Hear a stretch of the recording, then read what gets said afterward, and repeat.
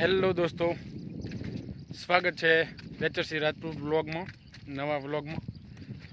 એટલે આજનો ટોપિક એ કે ગુજરાતમાં કતલખાનાની સરકારે પરમિશન આપી એના વિશે, બરાબર. એટલે આ રિપોર્ટ છે 2026 12 ઓગસ્ટનો, બરાબર.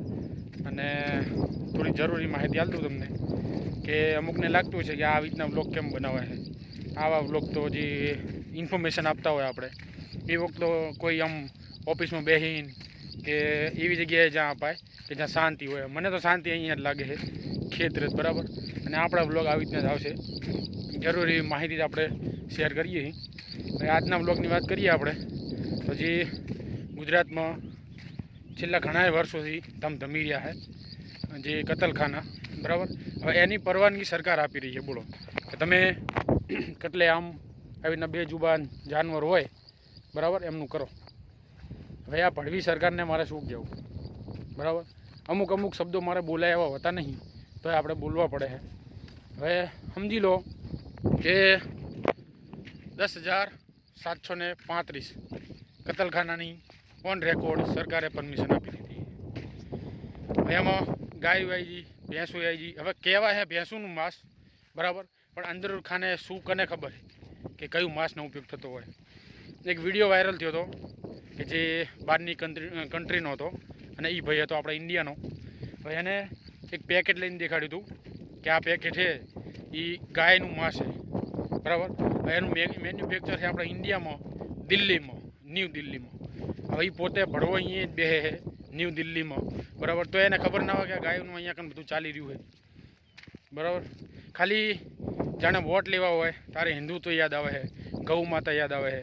આટલા વર્ષ થઈ ગયા સરકારને કે આખો એક દસકો નેહરી ગયો, તો આપણે અહીંથી શરૂઆતની માગ શું હતી કે ગાયને આપણે રાષ્ટ્રમાતા તરીકે એમનો દરજ્જો આપવામાં આવે, બરાબર. અને અહીંયા થાય શું, આવી ભળવાઈ જ થાય. આપણે પોતે વોટ આલેલો છે આ માણસને, અને જાણે આપણે કીધું હોય કરેલું, આપણે બધું આમ એમને કીધેલું હોય, આપણે જાહેર કરેલું હોય, અને એ આપણો આભરે જ નહીં, બરાબર. અને આપણી શું કહેવાય, આને શું કહેવાય ખબર છે, દગો કહેવાય. બંધારણની ભાષામાં દગો કહેવાય કે તમે એકદમ કહી દીધું અને વાયદા કરી દીધા અને એને પૂરા ના કરો તો એને દગો કહેવાય, બરાબર. હું તો કહું આ સરકારે દગો જ કર્યો છે. બધાને જાગૃત થવાની જરૂર છે, બધાને. જે અંધભક્તો છે બધાએ એ તો જે એમને બધું સારું જ લાગશે. હવે આ પડવાના મંદિરો બનાવવામાં આવ્યા છે, બોલો. ચાકણ ખબર છે એક જગ્યા હતી આપણે આસામ કે ઉડીસામાં હતું કદાચ. ઉડીસાનો એક વિડીયો વાયરલ થયો હતો. આ ભડવા નરેન્દ્ર મોદીનું મંદિર બનાવવામાં આવેલું, બોલો. ભડવો કહેવાય હું તો કહું. હવે એક બીજી વાત કરું તમને હું કે આ બધી રક્ષા કાજે તો બધા ધીંગાણા થઈ ગયા છે બેજુબાન જાનવરો માટે, બરાબર. અમારી વાત કરું, મારું નામ સોલંકી બેચરસિંહ રાજપૂત છે, બરાબર.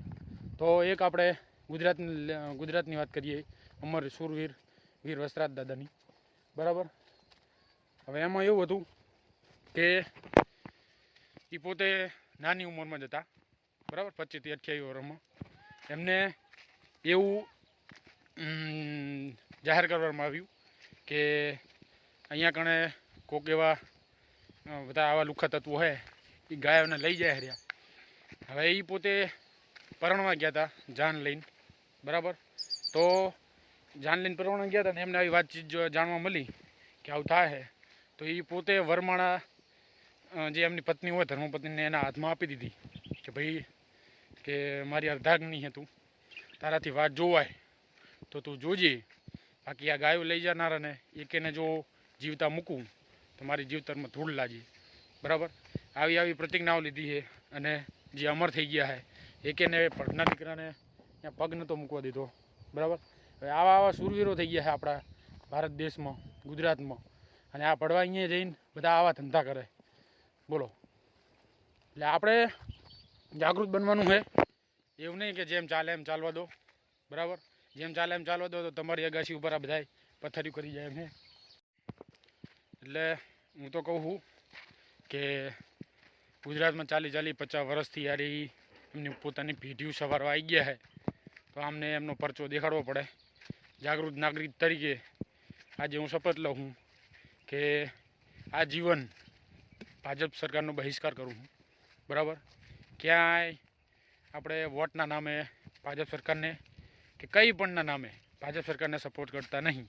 હા, અત્યારે સત્તા ઉપર ભાજપ સરકાર છે તો આપણે બાંયધરી આપીએ છીએ કે કોઈ બી સેવાઓ કે કોઈ બી યોજનાઓ લાગુ પડે તો એનો ભારતીય નાગરિક તરીકે આપણે હક છે કે એનું સેવા આપણે લઈ શકીએ. બાકી હું તો બહિષ્કાર કરું ભાજપ સરકારનો.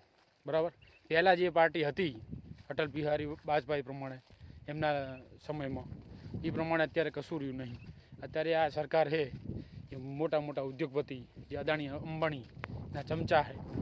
બરાબર, અને બીજી વાત કરું તો આ તો બંધ થવું જ પડે કતલો, જે કતલખાનાઓ ચાલુ કરાવ્યા છે. બરાબર, એક બેજુબાન જાનવર જ છે એ. હવે તમે વિચાર કરો, જે અમુક વાહનો હોય, ધારો કે મેલણીમાંનું વાહન છે, બકરી હોય કે બોકડો હોય. બરાબર, હવે એવી આસ્થાઓ હોય કે તમે એમની માનતા રાખો. બરાબર, કે કાં તો બોકડો હું રમતો મૂકી દઈશ, કાં તો એનું બલી ચડાવી દઈશ. અમુક જગ્યાએ બલિયું ચાલુ હોય. હવે વિચાર કરો તમે કે જેનું વાહન, હવે અંબેમાની વાત કરો આપણે, અંબેમાનું વાહન છે વાઘ. બરાબર, અને કોઈ બી બીજા માતાજીનું વાહન હોય સિંહ, તો કોઈની મારી તાકાત છે કે એની બલી ચડાવે? ખાલી નજીક તો જઈને ઊભો રહે, ખબર પડે. તને 70 પેઢી યાદ દેવરે દે કે નહીં? એટલે શ્રદ્ધા અને હજી આ અત્યારે હાલની આસ્થા ચાલે છે ને, એ હાવ બેજુબાન હોય ને, કે જે કશું ના કરી શકે એના ઉપર જ ચાલે. બાકી તમને લાગતું હોય કે આની બલી ચડાવી દઈએ આપણે, તો ચડાવો જો, પાછળથી આમ છક્કા છૂટી જાય તમારા. બરાબર, એટલે હું તો એમ જ કહું કે જાગૃત નાગરિક બનો, થોડા પ્રશ્નો ઉઠાવો, જેમ હાલે એમ ના હાલવા દેશો. બરાબર, બાકી તો હવે જેમ નાચે એમ નચાય, એ તો હવે સરગસમાં જે શેર હોય અને જે વાંદરા હોય એ બધા નાટક કરતા જ હોય. બરાબર, એટલે બધું બંધ થવું પડે.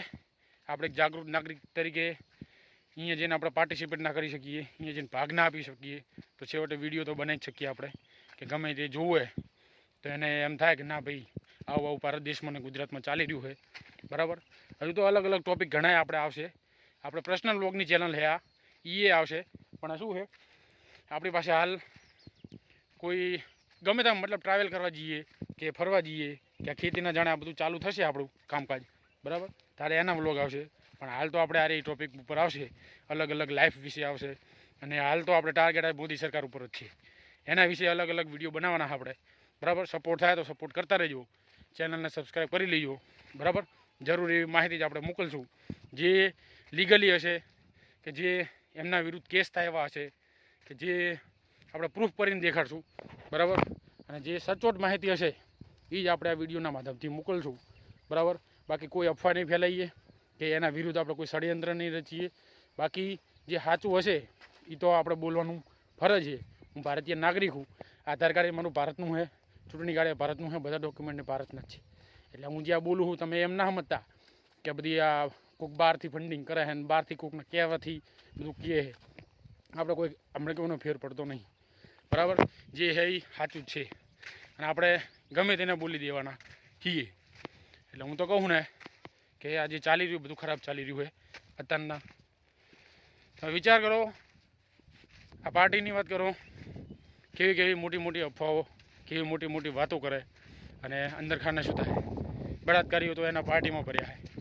બરાબર, જે માણસ વધુ બોલે, ધારો કે હું બોલું, બરાબર, ત્યારે કદાચ મારો વિડીયો વાયરલ થઈ જાય અને એટલા બધા વ્યૂ આવી જાય કે એનો પરસેવો છૂટી જાય, તો તરત મારી બોલતી બંધ કરાવી દેશે, કાં તો આ વિડીયો ડિલીટ કરાવી દેશે. મેન વસ્તુ તો એ જ છે કે અત્યારે સત્તા એના હાથમાં છે, પૈસા પાવર બધું એના હાથમાં છે. એટલે એ વિડીયો ડિલીટ કરે ને એના વિરુદ્ધ, એની પાર્ટી વિરુદ્ધ કે એના વિરુદ્ધ કોઈ બી વિડીયો બનાવે એટલે તરત ઓલું થઈ જાય. બરાબર, એટલે હું તો કહું ને એકદમ પરચો દેખાડવાની જરૂર છે બધા માણસોને.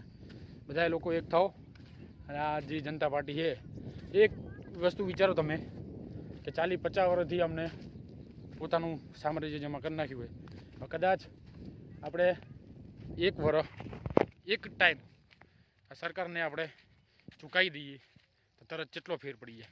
ભલે પછી આવતી વખતે આને આ સરકાર લઈ નાખો, આપણે ક્યાં વાંધો, બરાબર. પણ એમને એક વખત પરચો દેખાડવાની જરૂર છે. એમને થવું પડે કે ના, આપણાથી જ કશું નહીં થતું, બધું લોકનું હોય. હવે એક વસ્તુ વિચાર લો તમે, આ સરકાર કેવી રીતના આવી. મને લાગે ત્યાં સુધી 80થી 90% જે EVM મશીન આવે, બરાબર, ચૂંટણીના પંચના, એમ જ બધો ફ્રોડ ચાલુ છે. એને જ પોતે એ ખરીદી લે છે અને એને જ બધું સિસ્ટમ એ રીતના કરેલી છે કે 1 વોટ તમે નાખો ને 2 વોટ એના પડે, બરાબર. એ રીતનું બધું કામકાજ ચાલે છે.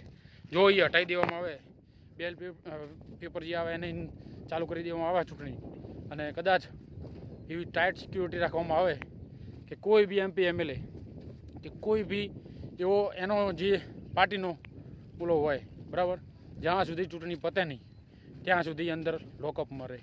લોકઅપમાં એટલે પોતાની રૂમમાં રહે કે ગમે ત્યાં ચેક, એ રીતના એમને લોકઅપ કરી દેવામાં આવે કે જે પોતે જાતે કશું ના કરી શકે. તો ખબર પડે બેટાની કે કેવી રીતના ચૂંટણીઓ જીતા છે ઇન્ડિયામાં, બરાબર. બસ આજ માટે આટલું હતું. બાકી ગાયોને બચાવો.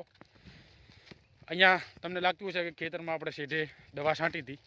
હવે વિચાર કરો, સેવા આપણે કરીએ છીએ તો આપણે અહીંયા દાદાએ, વસરત દાદાએ આપણે સેવા કરી નાખીએ છીએ, પૈસા લખાઈ દઈએ છીએ, અમુક ટાઈમ આપણે સારને ચારાએ નાખી દઈએ છીએ. એ ગાયોને આપણે માનીએ છીએ આપણે. બાકી અહીંયા જે ગાયું છે એ તો ચરીને એમના પોતાના માલિકને બધું ઓલું કરી નાખે, બરાબર. બાકી ગાયું તો બધી એક જ છે. પણ મારો કહેવાનો મતલબ એમ છે કે જો આપણે અહીંયા ખવડાવીએ, દૂધ લઈ જાય બીજા, એનું બેનિફિટ બીજા લઈ જાય. અહીંયા વસરત દાદા શું છે કે અહીંયા ખવડાવે અને અહીંયા એનું દૂધનું ઉપયોગ થાય. દૂધનું એક ટેપું ક્યાં એક દૂધ ડેરીઓ ભરાવતા નહીં, બરાબર. એટલો ફેર છે, બરાબર. બાકી બધાએ તમારા જે પ્રશ્નો હોય બધાનું આપણે સોલ્યુશન લાવવા તૈયાર છીએ. બાકી આજ માટે આટલું હતું. બેચરસી રાજપૂત લોગ સપોર્ટ કરતા રહેજો. ગાયો બચાવો. જય ગૌ માતા.